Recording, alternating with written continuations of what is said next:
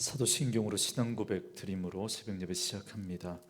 전능하사 천지를 만드신 하나님 아버지를 내가 믿사오며 그 외아들 우리 주 예수 그리스도를 믿사오니 이는 성령으로 잉태하사 동정녀 마리아에게 나시고 본디오 빌라도에게 고난을 받으사 십자가에 못 박혀 죽으시고 장사한 지 사흘 만에 죽은 자 가운데서 다시 살아나시며 하늘에 오르사 전능하신 하나님 우편에 앉아 계시다가 저리로서 산자와 죽은 자를 심판하러 오시리라. 성령을 믿사오며 거룩한 공회와 성도가 서로 교통하는 것과 죄를 사하여 주시는 것과 몸이 다시 사는 것과 영원히 사는 것을 믿사옵나이다. 아멘. 이 아침에 우리에게 주시는 하나님의 말씀은 요한복음 16장 요한복음 16장 25절에서 33절 말씀까지, 요한복음 16장 25절에서 마지막 33절 말씀까지 말씀 찾으셨으면 한 목소리로 같이 읽습니다. 이것을 비유로 너희에게 일렀거니와 때가 이르면 다시는 비유로 너희에게 이르지 않고 아버지에 대한 것을 밝히 이르리라.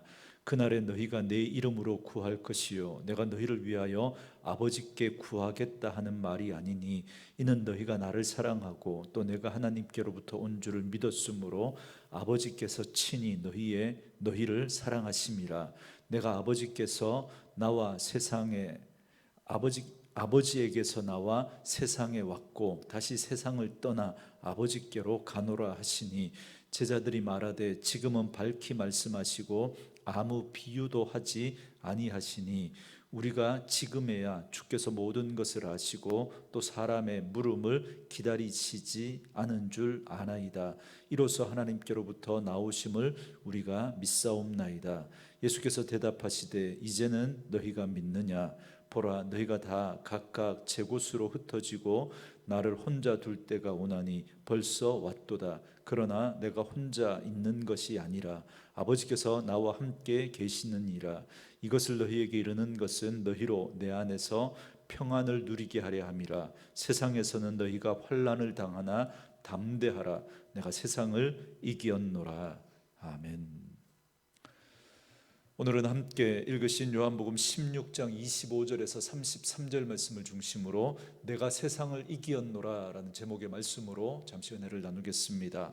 다락방 최후의 만찬 자리에서 예수님은 제자들에게 이제 떠나실 때가 되었다라고 하시니까 제자들은 근심하고 두려워했습니다. 그러나 예수님은 자신이 떠나는 것이 오히려 너희에게 유익하다라고 하시면서 보혜사 성령님을 보내주실 것을 약속하셨습니다. 그리고 그로 인해서 근심이 기쁨으로 변하게 될 것을 말씀하셨습니다. 오늘 말씀은 이 다락방 설교의 마지막 결론이라고 할 수 있는 말씀입니다. 25절 말씀에 보시면 이것을 비유로 너희에게 일렀거니와 때가 이르면 다시는 비유로 너희에게 이르지 않고 아버지에 대한 것을 밝히 이르리라 그럽니다. 이제까지 예수님은 많은 비유를 통해서 말씀하셨는데 그런데 제자들은 그 말씀을 제대로 깨닫지 못했습니다. 그 증거가 복음서 곳곳에 등장하는 걸 볼 수 있는데 제자들은 예수님의 말씀에 동문서답하는 그런 경우들이 너무 많았습니다. 그래서 예수님은 이제 비유로 말씀하시지 않고 아버지에 대한 것을 밝히 말할 때가 올 것이다, 그렇게 말씀하고 있습니다.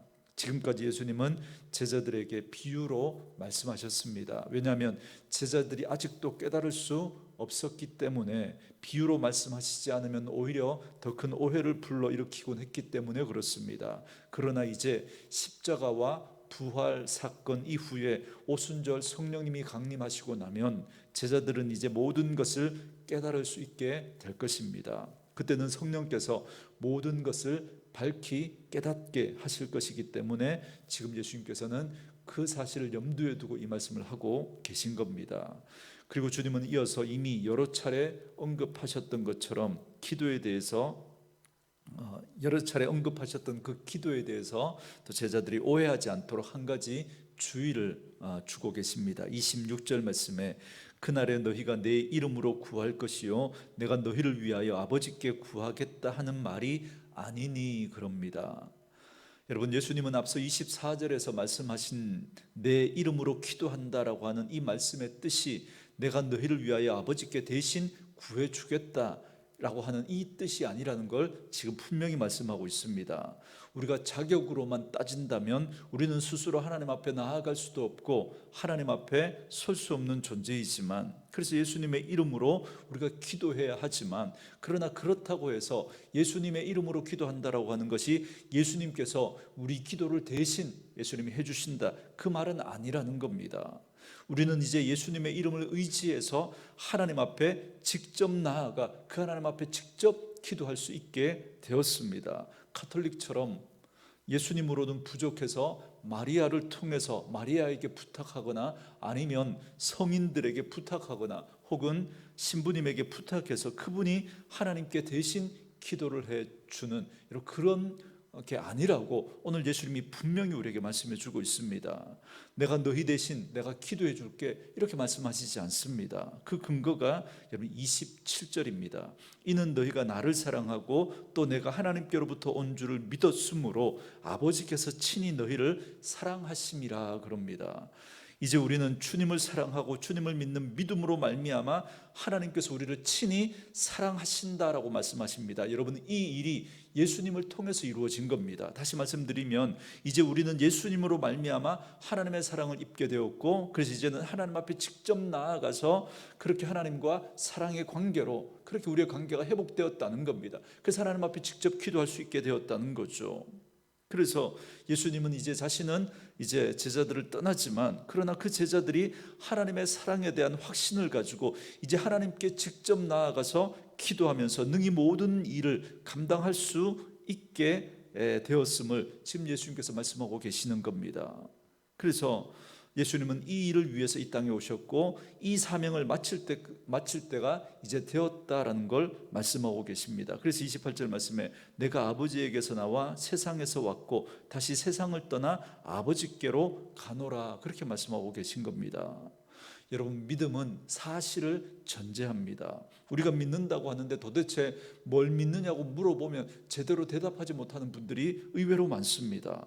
여러분, 우리가 믿는다는 건 다른 것이 아니라 바로 이 사실을 믿는 겁니다.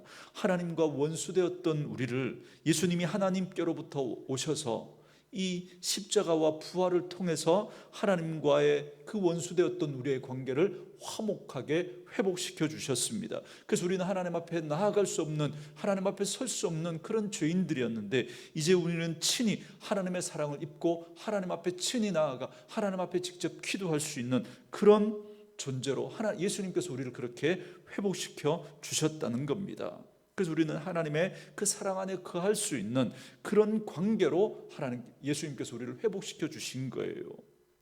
그리고는 예수님께서 다시 이 사명을 마치시고 하나님께로 돌아가시게 됩니다. 지금 그때가 되었음을 예수님께서 말씀하고 계신 겁니다. 그런데 바로 이런 주님의 말씀을 들은 제자들의 반응이 여러분 참 재밌습니다. 여러분 30절 말씀해 보시면 우리가 지금에야 주께서 모든 것을 아시고 또 사람의 물음을 기다리지 않는 줄을 아나이다. 이로써 하나님께로부터 나오심을 우리가 믿사옵나이다. 이렇게 말합니다. 여러분, 이건 일종의 그 제자들의 신앙 고백이라고도 할 수 있는데요. 그렇지만 여러분, 이 제자들의 말을 잘 살펴보면 그들은 여전히 예수님의 말씀을 이해하지 못하고 있습니다.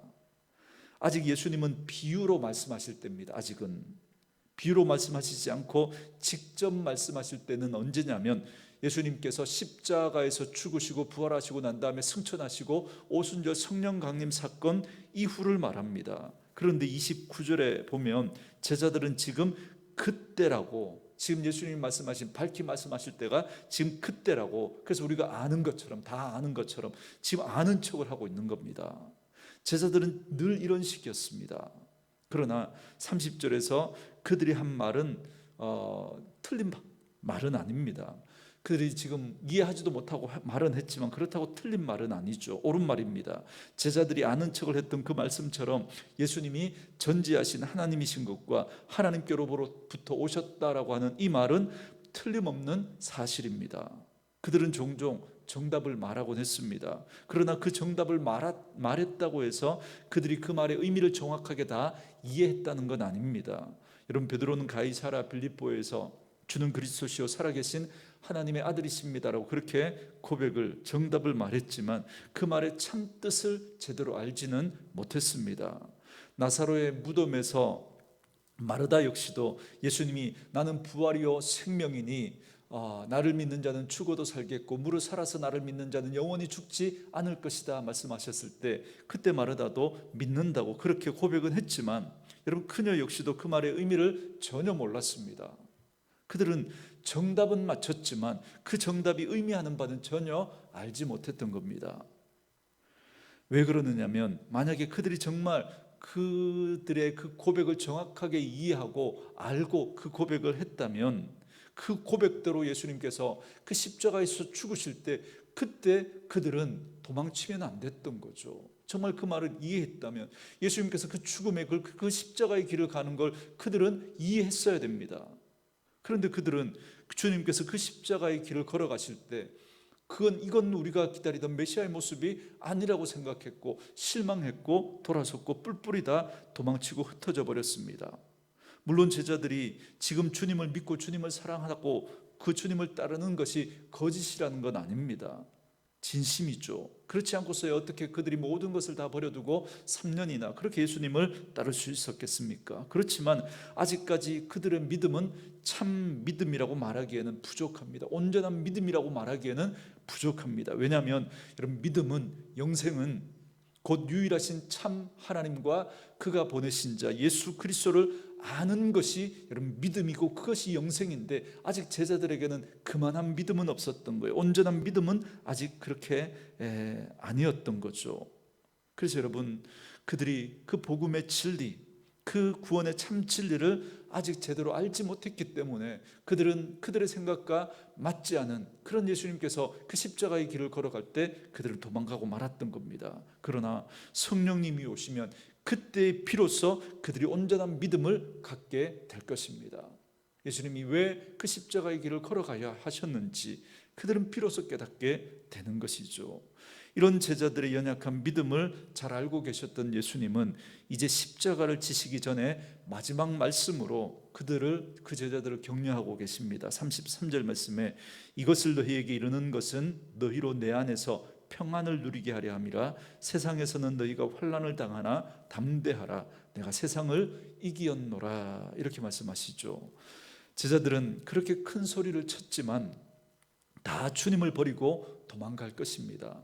예수님은 그걸 다 알고 계시지만 그들을 비난하거나 책망하시거나 두고 보자, 너희들 정말 그렇게 하나, 그렇게 말씀하시지 않습니다. 오히려 불쌍히 여기시죠. 왜냐하면 앞서 말씀하셨던 것처럼 세상이 제자들을 미워할 거거든요. 그래서 세상에 남겨진 그 제자들을 그 제자들은 세상으로부터 미움과 환난을 받게 될 거거든요. 그런 제자들을 측은히 여기시면서 예수님은 내 안에서 평안을 누리게 하려고 지금 이 모든 말씀을 지금 하고 계신 겁니다.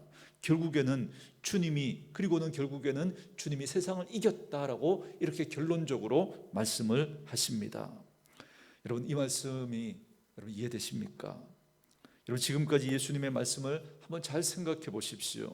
모든 걸 버려두고 예수님을 쫓았는데, 그런데 예수님이 이제 그들을 두고 떠나시겠다고 말씀하십니다. 무책임하게. 그런데 그 떠남이 다른 것이 아니라 세상이 예수님을 미워하고 싫어해서 예수님을 그 십자가에 못 박아 죽이는 겁니다. 그리고 그 제자들 역시도 예수님에게 속했기 때문에 세상이 너희를 미워할 것이다 라고 예수님 말씀하셨습니다. 여러분, 이건 누가 봐도 지는 것 아닙니까? 이게 어떻게 여러분 세상을 이기는 겁니까? 이건 지는 거죠. 여러분, 이게 기독교의 역설이고 이게 복음의 역설입니다. 그러나 오늘날 교회에 이 역설이 점점 사라지고 있습니다. 예수님 때문에 당하는 고난, 예수님 때문에 당하는 손해, 예수님 때문에 당하는 억울함이 여러분 없습니다. 그렇게 하려고 하지 않습니다. 조금도 손해보지 않으려고 하고 조금도 억울한 건 견디지 못합니다. 그래서 증오와 복수심이 가득합니다. 교회 안에. 그래서 자신이 심판자가 되어서 세상을 심판하려고 합니다. 여러분, 이건 복음이 아닙니다. 복음은 십자가와 부활입니다. 역설이 없는 복음, 십자가가 없는 부활, 여러분 있을 수가 없죠. 이건 복음이 아닙니다. 예수님의 이김은 여러분 십자가로 이기는 것입니다. 그래서 기독교의 복음은 예수를 믿으면 환난이 없고 고통을 피해간다고 여러분 그렇게 약속하지 않습니다. 그런 말씀은 어디에도 없습니다. 오히려 주님은 너희가 세상에서 환난을 당할 것이다 말씀하고 있지 않습니까? 주님이 약속하시는 평안은 환난이 없는 평안이 아니라 환난 중에도 누릴 수 있는 평안인 거죠. 빌립보 감옥에서도 찬양할 수밖에 없는 그 평안, 그 기쁨을 하나님은 우리에게 약속해 주고 있는 것입니다. 이렇게 할 수 있는 힘과 근거가 무엇입니까? 우리 예수님께서 십자가를 통해 세상을 이기셨기 때문에 그렇습니다. 만약에 예수님께서 십자가에 달리셨을 때 네가 하나님의 아들이라면 십자가에서 내려와 봐라, 자기를 구원해 봐라, 그렇게 예수님을 조롱할 때 그때 예수님께서 정말 능력으로 그렇게 하셨다면, 정말 힘으로 그 자리에 있는 그 사람들을 이기셨다면 여러분 우리에게 구원은 없었을 것이고 우리에게 이런 평안은 없었을 겁니다. 이 땅을 살아가면서 날마다 우리를 위협하는 고통과 환난과 슬픔을 우리는 만나게 될 것입니다. 그래서 우리를 수도 없이 넘어지게 하고 힘들게 하고 낙심하게 하고 좌절하게 만드는 그런 일들이 있을 것입니다. 그러나 우리가 영 넘어지지 않을 것은, 그러나 우리가 다시 소망 가운데 일어설 수 있는 것은 우리 예수님이 부활하심으로 세상을 이기셨기 때문인 줄 믿습니다. 여러분, 예수님의 부활이야말로 이 모든 것을 다 한꺼번에 뒤집어 엎을 수 있는 최고의 역설 아닙니까? 그러나 십자가 없는 부활은 있을 수가 없다는 거죠. 예수님의 그 승리가 제자들이 세상의 환난 속에서도 담대할 수 있는 이유가 여러분 바로 여기에 있는 겁니다. 그리고 어떤 도전과 핍박 중에도 평안 속에 거할 수 있는 근거가 바로 이 십자가와 부활입니다. 제자들이 어떤 상황 가운데서도 승리하신 그리스도를 믿는 믿음을 떠나서는 안 되는 이유가 바로 여기에 있습니다.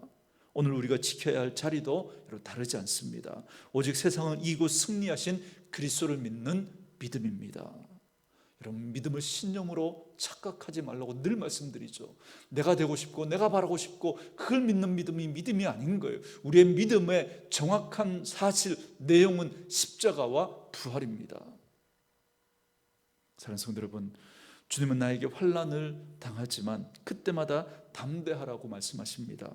물론 이 말씀은 그저 힘을 내고 용기를 내라는 말이 아닙니다. 내게 있지도 않은 힘을, 내게 있지도 않은 용기를 우리가 어떻게 낼 수 있겠습니까? 무슨 수로 내겠습니까? 그래서 예수님은 나에게 먼저 그래서 예수님은 우리에게 먼저 아버지와의 관계를 생각하라고 말씀하십니다. 여러분, 그 말씀이 27절 말씀입니다. 이는 너희가 나를 사랑하고 또 내가 하나님께로부터 온 줄을 믿었으므로 아버지께서 친히 너희를 사랑하심이라. 예수 그리스도의 그 십자가를 통해서 하나님과 원수되었던 우리를 사랑의 관계로 다시 회복시켜 주셨음을 예수님 말씀하고 계신 거예요.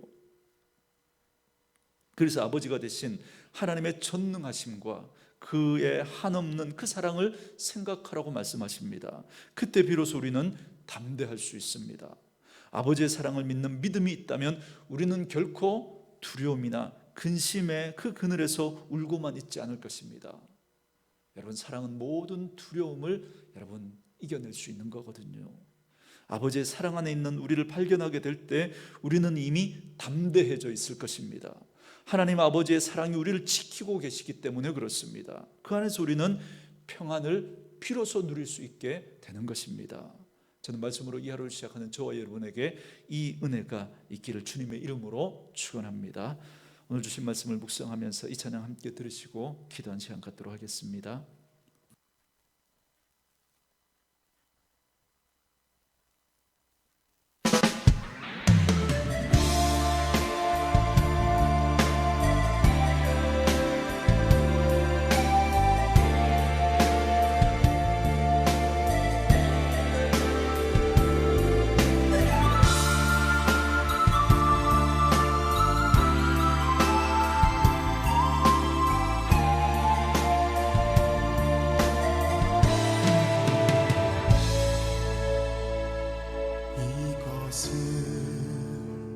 너희에게 이름은 너희로 내 안에서 평안을 영원토록